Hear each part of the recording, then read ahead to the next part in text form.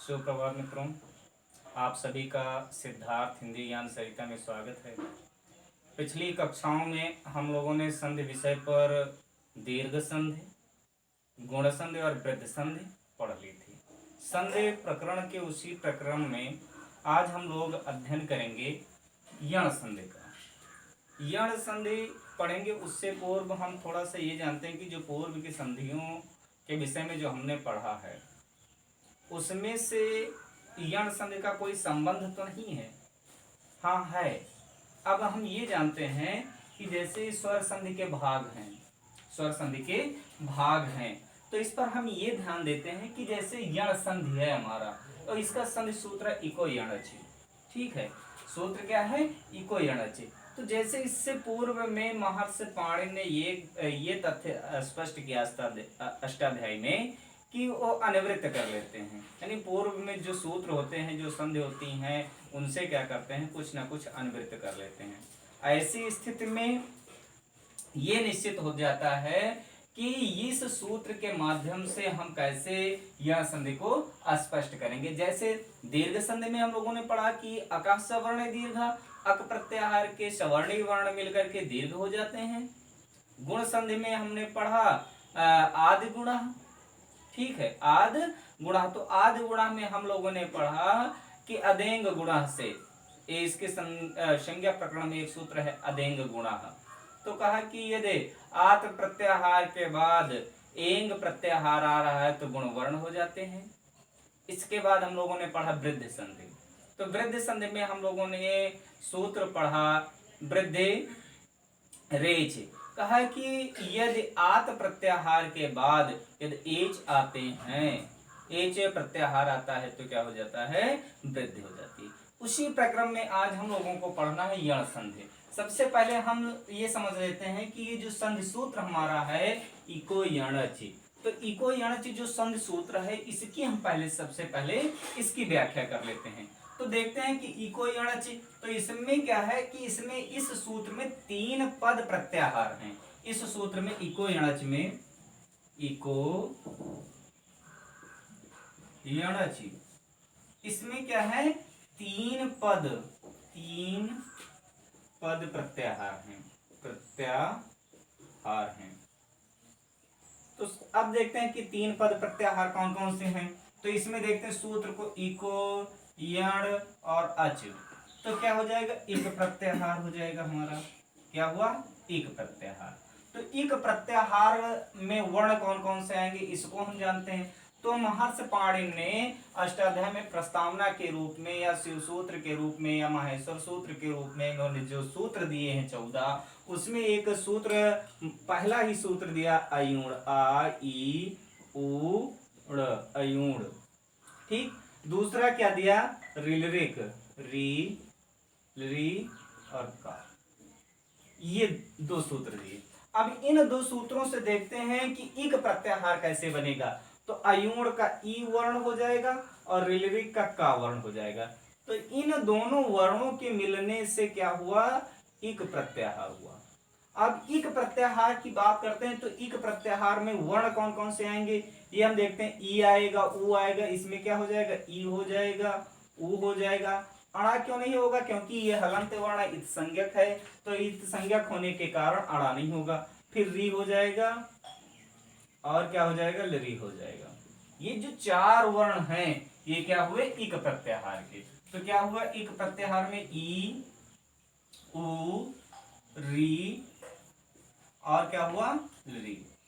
ये समझ में आ गया आप लोगों की कि इक प्रत्याहार यानी इक है क्या? तो ये एक प्रत्याहार है और बना कहां से? अयुण और रिलरिक। ये 2 सूत्रों के माध्यम से अयुण का ई और रिलरिक के का से एक प्रत्याहार बना इक, जिसमें ई, उ, री और लरी वर्ण होते हैं। तो इक हो गया। अब इसके बाद हम देखते हैं कि इसमें कहा 3 पद प्रत्याहार। एक पद तो हमारा हो गया, कौन सा हो गया? इक प्रत्याहार। अब दूसरा प्रत्याहार हम देखते हैं। तो दूसरे प्रत्याहार में हम देखते हैं कि कौन सा होगा? यण हो जाएगा। कौन सा हो जाएगा? यण। तो यण प्रत्याहार देखते हैं। यण प्रत्याहार में और एक सूत्र आगे इसी प्रस्तावना सूत्र में यानी माहेश्वर सूत्रों में सूत्र दिया गया। कौन सा? फेवरेट, य व र ट हैवरट और लण। अब इसमें देखेंगे या हो जाएगा हैवरट का या और लण का अड़ा, तो इनसे मिल करके एक प्रत्याहार बना यण प्रत्याहार। तो यण प्रत्याहार में वर्ण कौन कौन से होंगे, और ये भी ध्यान रखना है कि जिस वर्ण से हम शुरू करेंगे उस वर्ण की गिनती होगी या वो वर्ण उस प्रत्याहार में होगा। लेकिन जो हलंत वर्ण होगा, कोई भी हलंत वर्ण प्रत्याहार में गिने नहीं जाते हैं। और प्रत्याहार से भी टेट सुपर टेट में प्रश्न आते हैं कि इक प्रत्याहार में, इक प्रत्याहार कई बार पूछा जा चुका है कि इक प्रत्याहार में कौन कौन से वर्ण होंगे। ठीक है, यण प्रत्याहार में कौन कौन से वर्ण होंगे, उक प्रत्याहार में कौन कौन से वर्ण होंगे। ठीक है, या जिस प्रत्याहार में कौन कौन से वर्ण होंगे। तो प्रत्याहार के लिए अगली वीडियो में हम बताएंगे कि प्रत्याहार कहां से बनते हैं।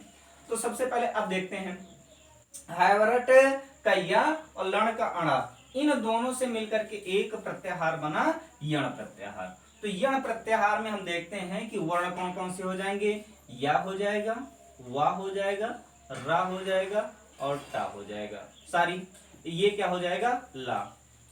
टा क्या है, हलंत वर्ण है। तो यण प्रत्याहार में कौन कौन से वर्ण हुए, या व र और ला। अब अगला पद हमारा कौन सा हो जाएगा, अच हो जाएगा। क्या हो जाएगा, अच। ठीक है, तो अच प्रत्याहार होगा। तो अच प्रत्याहार को हम समझ लेते हैं कि अच क्या है।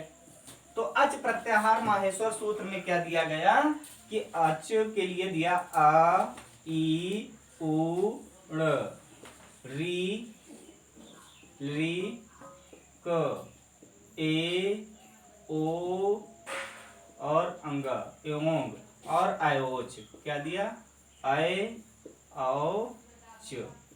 अब इसमें हम ध्यान देते हैं कि इसमें देखेंगे अयोण का क्या हो जाएगा, आ हो जाएगा और आयोच का चा हो जाएगा। इन दो वर्णों से मिलकर के एक प्रत्याहार बना, क्या बना, एच। एच प्रत्याहार। तो एच प्रत्याहार मिलकर के यहां से अयोण का आ और आयोच के चा से मिलकर के क्या हुआ, एक प्रत्याहार मिलकर के तैयार हुआ एच। तो एच प्रत्याहार में सारी अच प्रत्याहार मिलकर बना। तो अच प्रत्याहार क्या है, अब देखेंगे अच का अयोण का आ और आयोच का चा, तो मिलकर के एक प्रत्याहार बना अच। तो अच में हम देखते हैं कि अच है क्या, अच में क्या हो जाएगा, आ ई उ री री ए ओ आई औ, ये वर्ण आ जाएंगे। तो अच वो प्रत्याहार में वर्ण कौन कौन से हो जाएंगे, ये देखते हैं।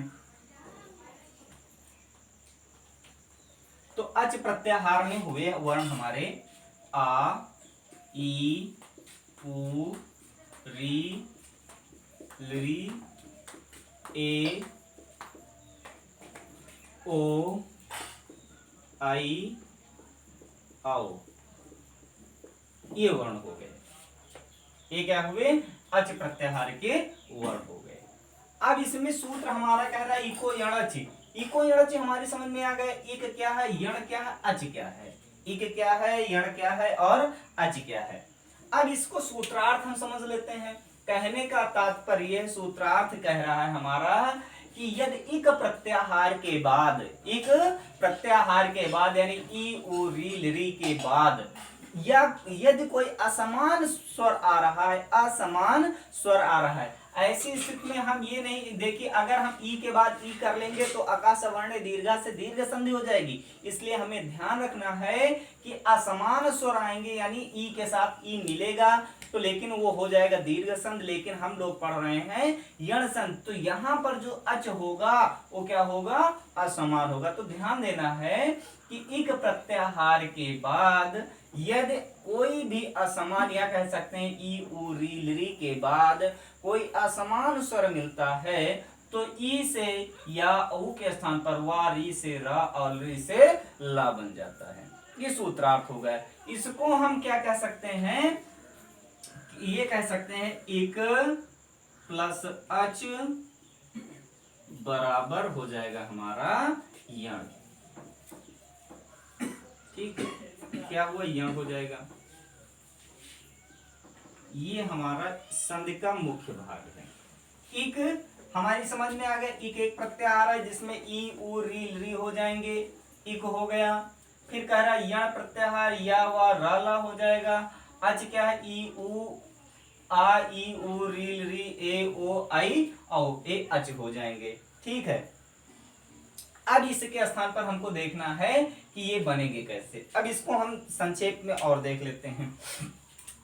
तो अब इसके स्थान पर क्या होगा कि इसमें हम देखते हैं कि ई की बात कही गई ना, इक क्या होगा हमारा परवर्ण हो जाएगा। इक हमारा क्या होगा परवर्ण होगा, अच पूर्व वर्ण होगा, अच क्या होगा परवर्ण होगा, यण क्या होगा आदेश होगा। तो ई क्या हो जाएगा, इसमें हम ध्यान देते हैं कि ई हो या हरस ई हो या दीर्घ ई, और इसके साथ कोई भी यदि स्वर मिलेगा असमान स्वर, कोई असमान स्वर यदि मिल रहा है तो इसके स्थान पर क्या हो जाएगा या हो जाएगा। इसी तरह से अगर हमको ध्यान देना है कि यदि उ के या हर्ष या दीर्घ उ के साथ कोई असमान स्वर मिलेगा तो क्या हो जाएगा वा हो जाएगा। चलो इसको हम एक सारणी के माध्यम से देख लेते हैं।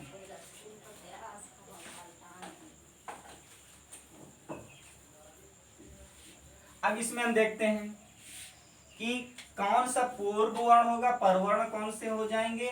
अब उस पर हम सूत्रार्थ के लिए थोड़ा सा लिख लेते हैं। इक प्लस अच बराबर क्या हो जाएगा यण।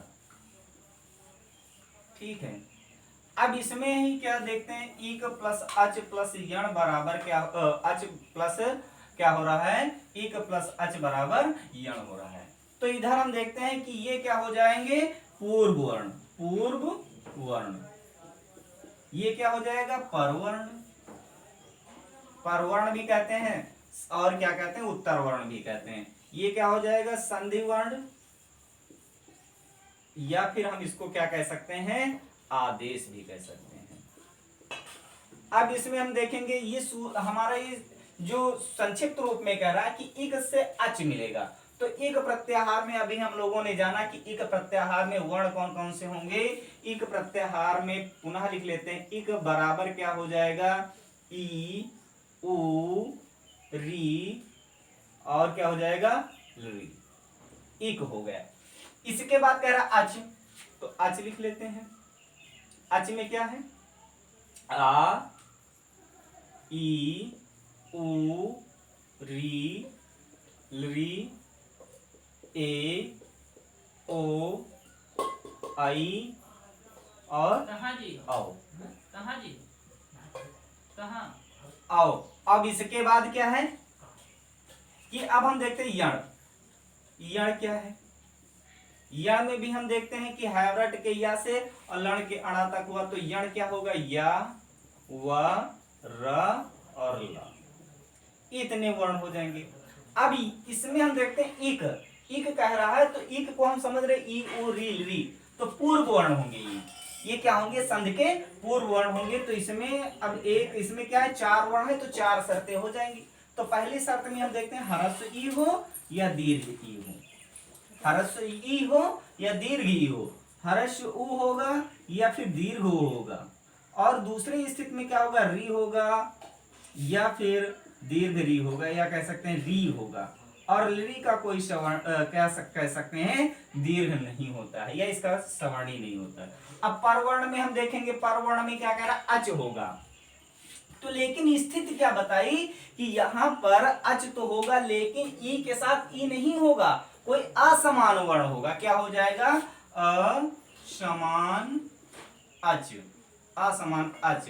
अच का मतलब क्या होता है स्वर, अच का मतलब क्या होता है स्वर। अब इनके साथ कोई असमान होगा, कहने का तात्पर्य यह है कि ई के साथ ई नहीं मिलेगा। यदि ई के साथ ई मिल जाएगा तो दीर्घ संधि हो जाएगी। इसलिए हमको ये ध्यान रखना है इस संधि में कि ई के साथ या ह्रस्व ई या दीर्घ ई के साथ ह्रस्व ई या दीर्घ ई, क्योंकि अच प्रत्याहार में ह्रस्व ई है यानी कह सकते हैं ई वर्ण है। इसलिए ये ध्यान रखना है कि नहीं तो ये कहा जा सकता है कि भाई असमान यानी अच की बात कही गई तो अच में असमान अच की बात कही गई है। इस बात पर हम लोग विशेष ध्यान रखेंगे।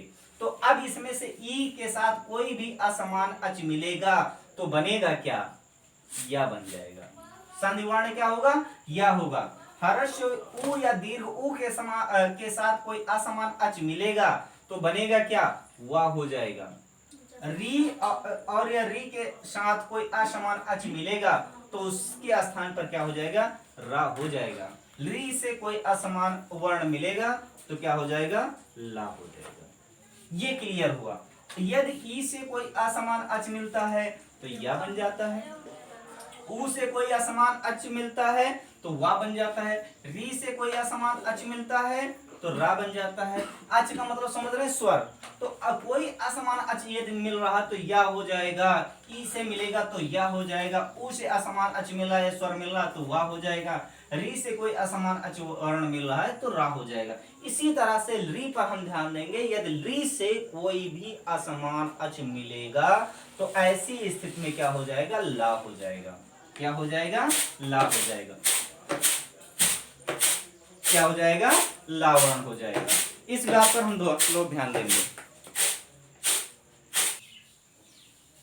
तो अब हम इस पर ध्यान देंगे, ये हमारा एक सारणी बनकर के तैयार हो गई। पूर्व वर्ण में क्या होंगे, ई हो सकता, वो हो सकता, री हो सकता, री हो सकता। परवर्ण यानी उसके संधि के दूसरे भाग में क्या हो जाएंगे, असमान अच होगा, असमान स्वर होगा। तो आदेश वर्ण क्या हो जाएगा, ई के साथ असमान अच मिलेगा तो या हो जाएगा, ऊ के साथ कोई असमान स्वर मिलेगा तो वा हो जाएगा, री से कोई असमान अच मिलेगा या स्वर मिले कह सकते हैं तो रा हो जाएगा, री से कोई असमान अच मिलेगा तो ला हो जाएगा। इन सब बातों पर हमको ध्यान रखना है।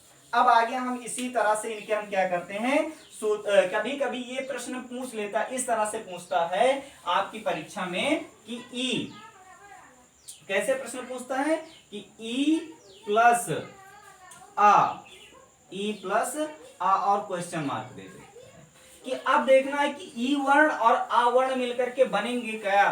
तो ये हमें ध्यान देना है कि संधि प्रकरणों को पढ़ते समय हम लोगों ने कोई ऐसी संधि पढ़ी है कि जहां पर ई यानी इक प्रत्याहार के साथ कोई असमान अच मिल रहा है तो वहां पर क्या हो रहा है, तो ये तुरंत हम लोगों के मस्तिष्क में आना चाहिए कि हम लोगों ने यण संधि पढ़ी थी और यण संधि में क्या था कि इक प्रत्याहार यानी ई वर्ण से यदि कोई असमान अच मिलेगा तो या हो जाएगा, यहां पर क्या हो जाएगा, या वर्ण होगा। तो ये हम लोगों को भी ध्यान रखना है, कभी कभी इस तरह से प्रश्न भी पूछ लेते हैं।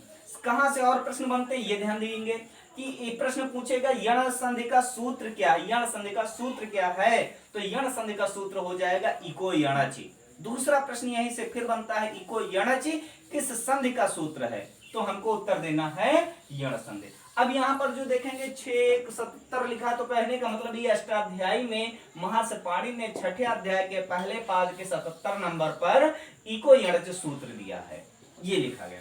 अब आगे हम समझते हैं कि इसके उदाहरण कैसे होंगे और ये यहाँ पर ये कैसे ही यानी ई के साथ कोई अच मिलने पर कैसे ये हो जाएगा या कैसे होगा, एक उदाहरण के द्वारा हम समझते हैं। प्रश्न कई बार पूछा गया है आपके एग्जाम में, इति प्लस आदि, इति प्लस आदि। अब हम देखेंगे इत प्लस आदि। अब बगल में हमारी सारणी भी तैयार है, इससे हम देखते हैं इति। अब इसमें ता में हम देखते हैं, ता में हमको क्या मिल रहा है, ता में हमको हर्ष ई मिल रही है, क्या मिल रही है, हर्ष ई। और प्लस आदि में क्या मिल रहा है, आदि इसका प्रथम वर्ण यानी हो जाएगा परवर्ण जो हमारा है आ है। तो इन दोनों के मिलने से क्या होगा, अभी इधर सारणी में हम लोग देखेंगे ई के साथ कोई असमान अच मिला, ई के साथ असमान है, ई नहीं है, ई से ई नहीं मिला, असमान है, इसलिए क्या बन जाएगा, या बन जाएगा, या बन जाएगा। और बराबर क्या हो जाएगा हमारा, इत्यादि। क्या हो जाएगा, इत्यादि। इत प्लस आदि बराबर इत्यादि हो जाएगा। अब हम दूसरा देखते हैं, देखेंगे मधु प्लस अरि। अब देखेंगे इसमें एक और भी देख लेते हैं, यदि प्लस आपी, इसका दूसरा उदाहरण देखते हैं, यदि प्लस आपी, यदि प्लस आपी। फिर वही कंडीशन है कि यहां पर ई है और इधर से क्या मिल रहा है, आ मिल रहा है, और मिलकर के ये दोनों वर्ण क्या बनाएंगे, या बनाएंगे, और हो क्या जाएगा, यद्यपि। क्या हो जाएगा, यद्यपि। ठीक है। अब इसको अगर संस्कृत में होता तो क्या हो जाता, यहाँ पर अपी ही हो जाता, विसर्ग लग जाता, और यहाँ पर क्या हो जाता, आदि हो जाए तो इत्यादि हो जाएगा, और यहाँ पर क्या हो, यदि प्लस अपी ही बराबर यद्यपि ही। ठीक, ये हो जाएगा।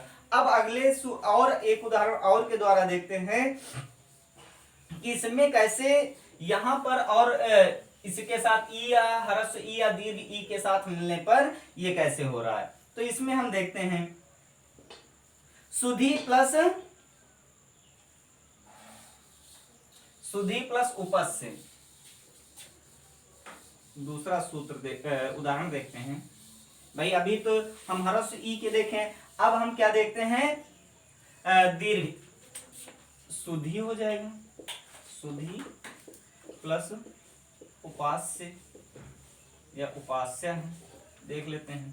अब देखेंगे यहां पर क्या हमको मिला, दीर्घ ई मिल रहा है और इधर से क्या असमान स्वर मिल रहा था। अभी तो आप लोगों ने पहले उदाहरण में देखा आ मिल रहा था। तो ऐसी कंडीशन नहीं है कि ई के साथ आ मिलेगा तभी या होगा। ई के साथ ई ना मिलने के साथ साथ, यानी ई ना मिले, ई या दीर्घ ई ना मिले, इसके बाद कोई भी वर्ण मिल जाए, चाहे आ मिल जाए, उ मिल जाए, री मिल जाए, री मिल जाए, ए मिल जाए, ओ मिल जाए, आई मिल जाए और ओ मिल जाए, इनमें से कोई भी वर्ण मिल जाए तो यह हो जाएगा।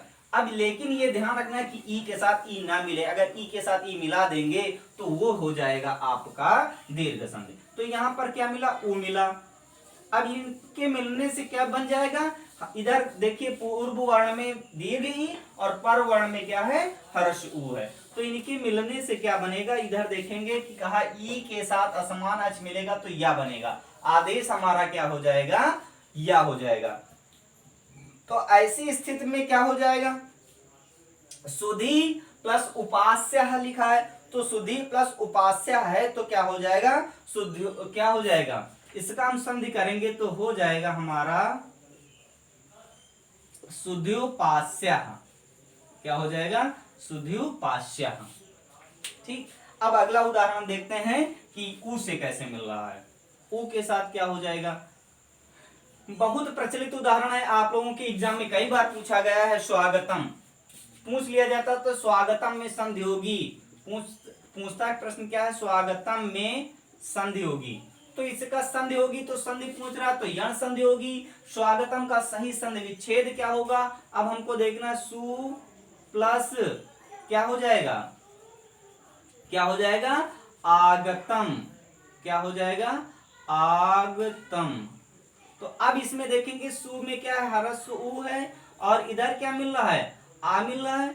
अब देखेंगे इधर क्या हो रहा है, आ मिला वर्ण, आ वर्ण जैसे मिला। अब इधर हम देख लेते हैं यदि उ के साथ कोई असमान अच मिलेगा तो बनेगा क्या, वा बनेगा। तो यहां पर बनेगा क्या, वा बन जाएगा और हो क्या जाएगा, ये स्वागतम। स्वागतम कई बार एग्जामों में पूछा गया, स्वागतम में संधि होगी तो स्वागतम में संधि यण होगी। स्वागतम का सही संधि विच्छेद होगा सु प्लस आगतम। और इसमें कैसे हुआ कि हर्ष उ के साथ यदि हर्ष आ मिला, यानी कोई असमान अच मिल गया तो ऐसी स्थिति में वा बन गया और क्या हो गया, आपका स्वागतम हो गया। अब हम देखेंगे वधु प्लस आदेशा है, एक उदाहरण है, वधु प्लस आदेशा। अब इसमें देखेंगे फिर वही कंडीशन है, हर्ष उ मिला और क्या मिल गया, इधर से हमें देखना है कि इसमें मिला दीर्घ आ। तो ऐसी स्थिति में क्या हो जाएगा, वा बन जाएगा और क्या हो गया, इससे क्या बनेगा, बद्ध्वा। क्या हो जाएगा, बद्ध्वादेशः। क्या हो जाएगा, बद्ध्वादेशः। ठीक। अब अगला उदाहरण देखते हैं। अगले उदाहरण में क्या कह रहा है कि भाई ये इतना तो हम लोगों ने देख लिया, अब ऐसी स्थिति में क्या है, री के साथ रा कैसे बनेगा ये भी हम देख लेते हैं। री के साथ रा कैसे बनता है, तो री के साथ भी वही कंडीशन लागू होगी। री के साथ कोई असमान वर्ण मिल जाए तो वहां पर क्या हो जाएगा, क्या हो जाएगा, रा हो जाएगा। अब हम देखते हैं जैसे पितृ प्लस आदेश,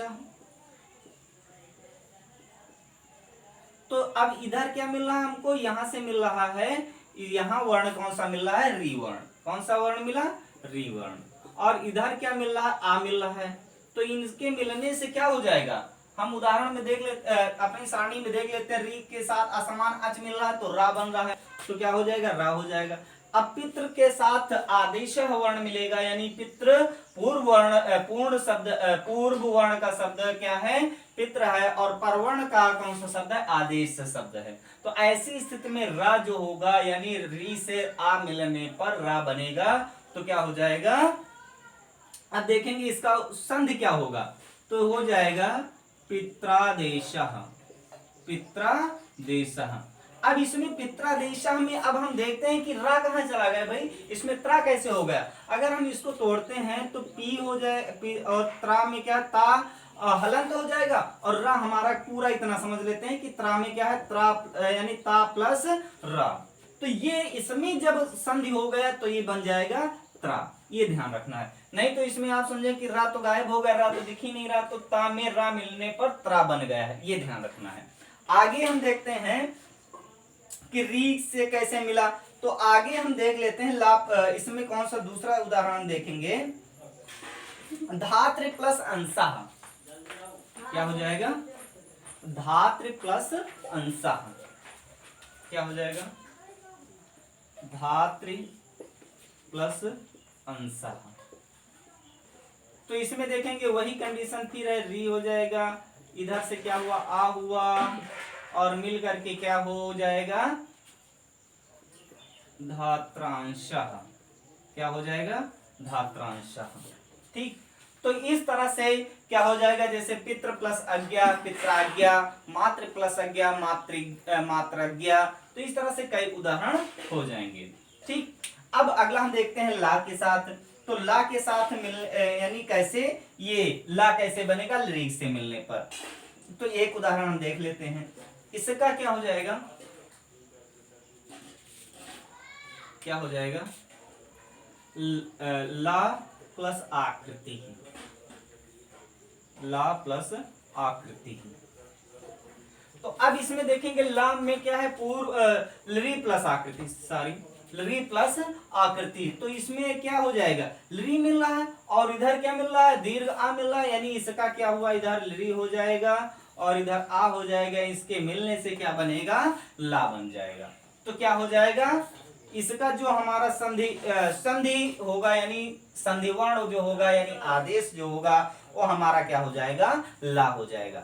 तो ऐसी स्थिति में जब इसका संधि वर्ण मिलकर के ला बनेगा, क्या बनेगा, ला बनेगा, तो ये हमारा संधि क्या हो जाएगा, लाकृति है, क्या हो जाएगा, लाकृति। ठीक, तो इस तरह से कई उदाहरण और एग्जाम में पूछे जा सकते हैं, लेकिन हम लोगों को यदि ये सारणी और सूत्र याद रहेंगे तो ये हम कभी भी इसको नहीं भूलेंगे। तो ये हमको ध्यान रखना है कि यदि पुनः एक बार हम करते हैं कि इक के साथ अच मिलने पर यण बनेगा, इक वर्ण, इक प्रत्याहार में हम देख लेंगे ई उ री री आएंगे, अच प्रत्याहार में आ ई उ री ए, और क्या हो जाएगा, ओ आई औ आएंगे, यण क्या है, या व र ला हो जाएगा। इसमें क्या है, इक जो है हमारा पूर्व वर्ण है, अच क्या है, पर वर्ण है, यण हमारा क्या हो जाएगा, संधि वर्ण हो जाएगा या आदेश हो जाएगा। तो ऐसी स्थिति पर इस सारणी को हमको याद रखना है, या हर्ष ई या दीर्घ ई के साथ कोई असमान अच मिल रहा है तो क्या हो रहा है, या हो जाता है, हर्ष ओ या दीर्घ ऊ के साथ कोई असमान अच मिलता है तो वाह हो जाता है, री के साथ यदि असमान अच मिलता है तो रा हो जाता है, और री के साथ कोई असमान अच मिलता है तो ला हो जाता है। ठीक है, आज की वीडियो में यहीं तक, सभी लोगों को धन्यवाद, have a nice day, okay, thank you.